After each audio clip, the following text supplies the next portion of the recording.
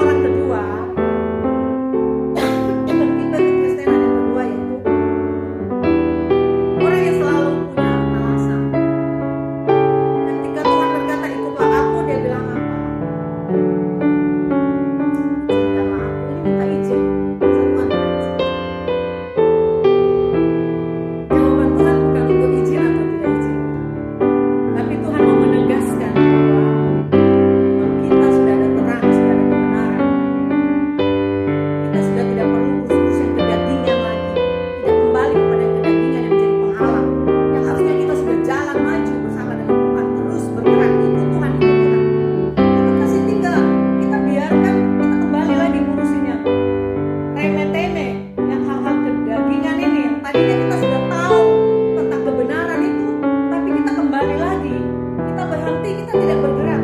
Saudara ingat ya, Allah itu tidak pernah berhenti bergerak. Tuhan itu tidak pernah berhenti bergerak. Yang sering berhenti adalah manusia. Sehingga hal-hal duniawi ini yang menghambat kita untuk berjalan. Fokus utama kita tuh terganggu gara-gara kita melenceng. Kita tidak taat, kita tidak dengar-dengaran. Kita masih mengurusi hal-hal yang tidak perlu lagi kita urusi. Padahal sudah ada orang lain yang akan mengurusi hal itu, tapi kita lagi masih sibuk mau ikut urusan itu. Ya, sehingga perjalanan atau panggilan Tuhan itu menjadi terhalang. Karena alasan tadi, izinkanlah aku pergi dulu. Pergi dulu artinya akan ada penghalang, akan ada jeda, akan ada perhentian, berhenti sejenak. Ya, tapi Tuhan terus berjalan, Tuhan terus bergerak. Ada tipe orang yang ketiga yaitu, dan seorang lain lagi berkata, aku akan mengikut engkau Tuhan.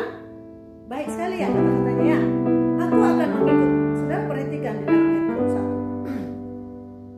Aku akan mengikuti engkau Tuhan, tetapi izinkanlah aku pamitan dahulu dengan keluarga. Sopan kah tidak? Sopan toh? Baik kah tidak? Baik toh? Baik saja. Ya. Tetapi maaf ya saudara, saya sudah kurang sehat. Aku akan mengikut engkau Tuhan, tetapi izinkanlah aku pamitan dahulu dengan keluarga. Kata pamitan dahulu. Saya bilang baik ke tidak, sopan ke tidak jadi anak. Mau melakukan ini, mau melakukan itu, pamit dulu. Saudara, Yesus berkata begini. Waktu orang ini minta izin, bye-bye, sopan. Tetapi Yesus berkata di ayat yang ayat 62, setiap orang yang siap untuk membajak tetapi menoleh ke belakang. Sama-sama katakan, setiap orang yang siap untuk membajak tetapi menoleh ke belakang tidak layak untuk kerajaan Allah. Mohon maaf ya saudara, ada sedikit terganggu. Setiap orang yang siap untuk membajak tetapi menoleh ke belakang tidak layak untuk kerajaan. Kita perhatikan dulu kata setiap orang yang siap untuk membajak. Kita tahu seorang petani ketika dia membajak fokusnya ke depan. Nah kalau dia menoleh samping kiri, apalagi menoleh ke belakang, ya, alat bajak yang dia bawa itu akan tidak lurus. Artinya berkelok-kelok, ya. Tuhan mau ketika kita sudah mengikut Tuhan, fokus kita ke depan. Fokus kita kepada panggilan ilahi. Pandangan mata kita kepada Dia. Sehingga kita tahu apa yang Tuhan mau, apa yang Tuhan instruksi, apa yang Tuhan suruhkan, kita mengikut. Namanya mengikut Tuhan, hal mengikut Tuhan.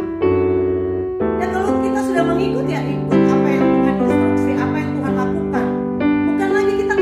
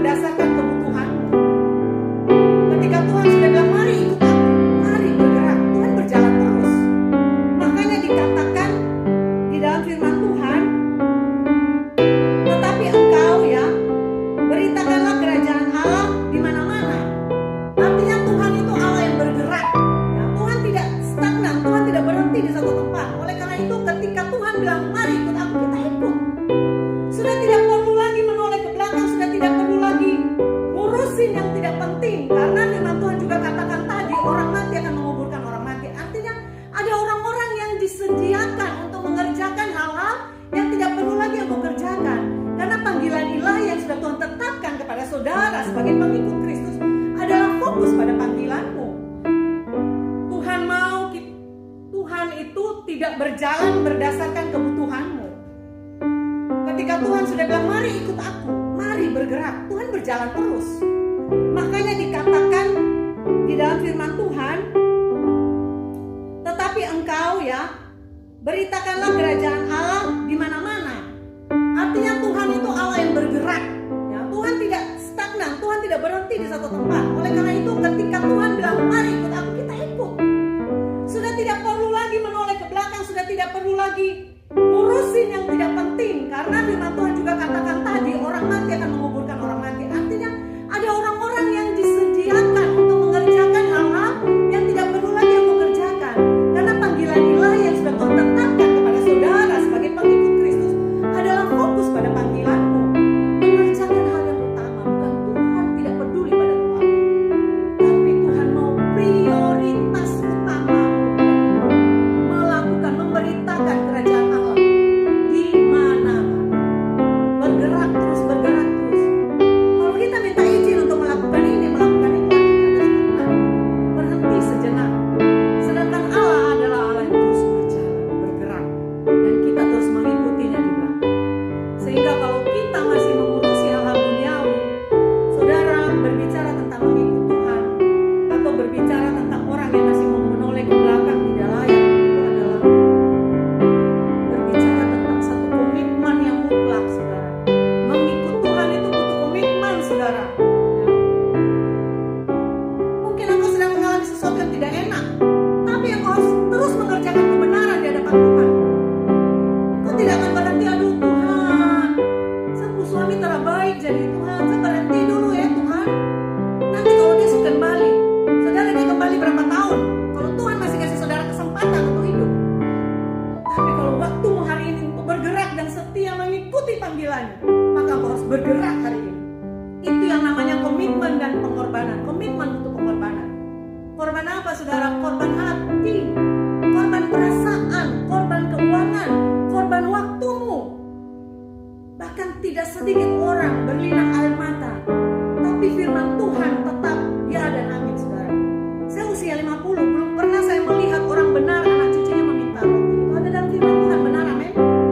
Ya, dan saya percaya itu akan tergenapi di dalam kehidupan orang percaya, bahwa orang-orang percaya yang sudah berkomitmen mengiring Tuhan, melayani Tuhan, dia tidak akan lagi lihat ke masa lalu atau kembali lagi dapat kebiasaan-kebiasaan buruk, kembali lagi hal-hal yang dulu membuat dia enak, nyaman.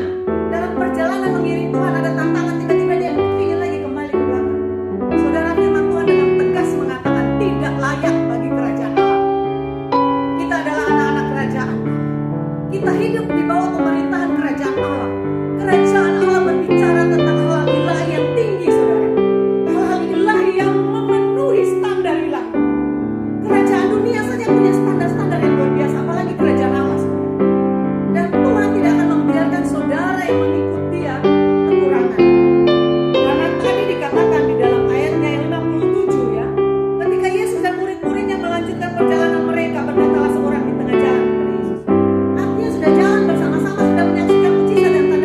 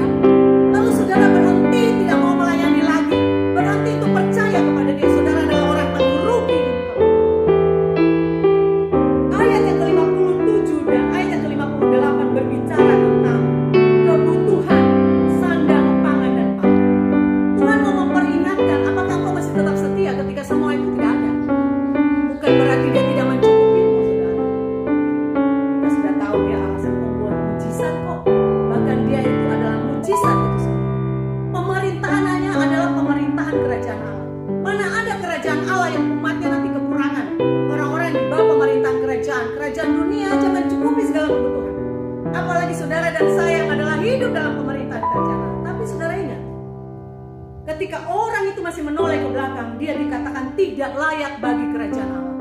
Jangan sampai firman Tuhan ini berkata kepada saudara yang hari-hari ini mulai stagnan, mundur, kecewa dan kembali kepada masa lalu, menoleh kepada belakang dunia, kenyamanan, kembali kepada kenyamanan kedagingan. Lalu firman Tuhan katakan engkau tidak layak bagi kerajaan Allah. Saya berdoa bahwa saudara dan saya bukan orang seperti itu, tapi biarlah kita adalah orang-orang yang layak bagi kerajaan Allah.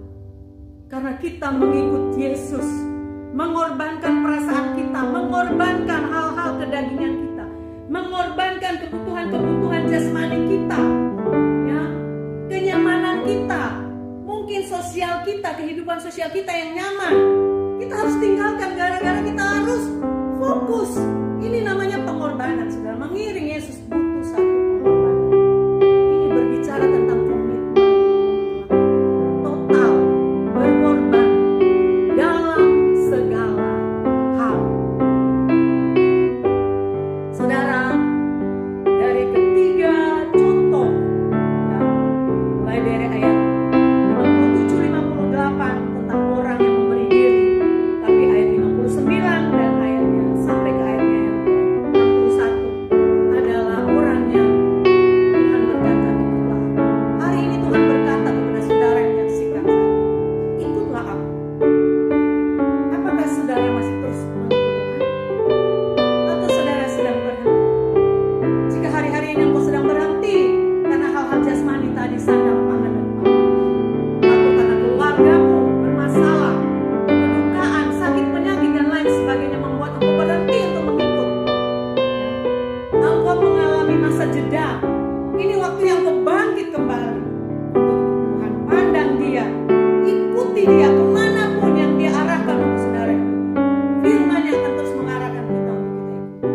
Dan saya percaya saudara, ketika pemerintahan kerajaan Allah di bumi itu terjadi dan saudara bergerak dalam pemerintahan, maka saudara adalah orang-orang yang mengorbankan segala sesuatu untuk Tuhan, dan Tuhan pasti tidak akan meninggalkan saudara. Engkau akan mengalami yang namanya mujizat itu sendiri, karena engkau sedang mengikuti sang mujizat itu. Mari saudara, ikutlah aku, kata Yesus. Demikian firman Tuhan pada saat ini. Biarlah saudara dan saya